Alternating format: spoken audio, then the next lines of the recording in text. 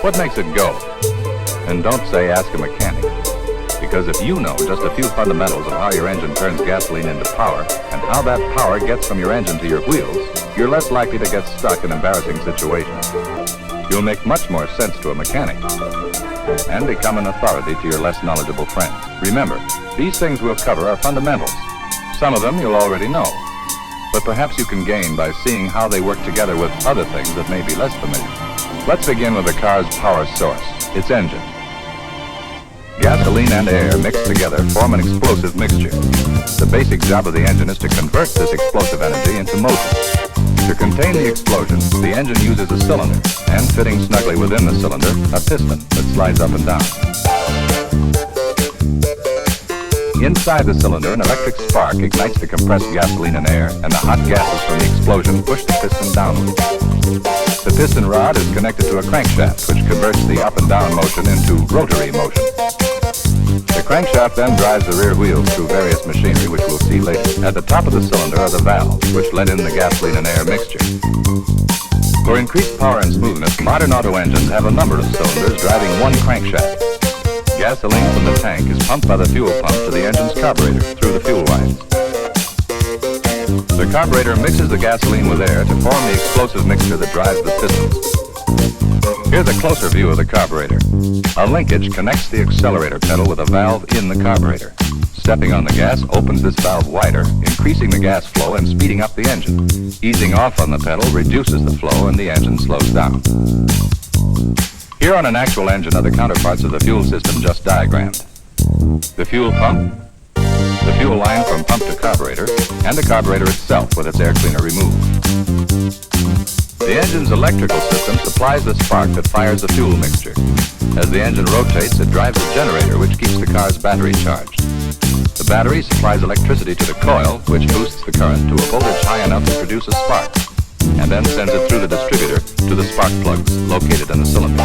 The distributor distributes electrical current to the proper spark plug at the proper time. Inside the distributor is a rotor, which as it turns touches a series of contacts, one of which is wired to each spark plug. The points open and close as the rotor turns, interrupting the current to produce the fuel-igniting spark. Now looking at an actual engine, here is a generator and a battery. The engine on this model chassis contains nearly all the parts found in a working engine. Let's break it down to its fundamentals and then build it up again. Here's the heart of the engine, the cylinders and pistons.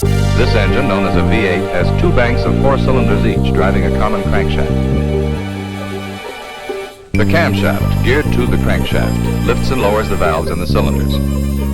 Now the right and left cylinder heads, containing the valves themselves and the valve lifters. The distributor at the rear of the engine is also driven from the camshaft. Now the fan, the generator, and a part of the cooling system. Here, flashing lights simulate the firing of the spark plugs as the rotor supplies current to each in proper firing order. Continuing the build-up, here are the carburetor and the manifold. Here is a rear view showing how the pistons drive the crankshaft. And down through the plastic housing we can see the gearing connecting the camshaft to the distributor. 4, 6, and 8-cylinder engines are standard today. Well, now we have an engine. Before we have an automobile, we must add a way to transmit the engine's power to the wheels, provide for supplying different amounts of power for starting, climbing steep hills and the like, and devise a means to stop the car. The machinery that transmits power to the wheels is called the power train. From the engine, these include the clutch, the transmission, the drive shaft with its universal joints, the rear axle, and the differential. A problem with early automobiles was how to keep the engine running while the car stood still. This is done by the clutch, which is basically 2 discs, one of which is attached to the engine, the other to the transmission. When the discs are held apart by pressing the clutch pedal, the car stands still. When they are brought slowly together, the car starts to move. Next in the powertrain is the transmission. By bringing different gear ratios into play, this car can be placed in low to start, shifted to second to accelerate, and put into high once cruising speed is reached.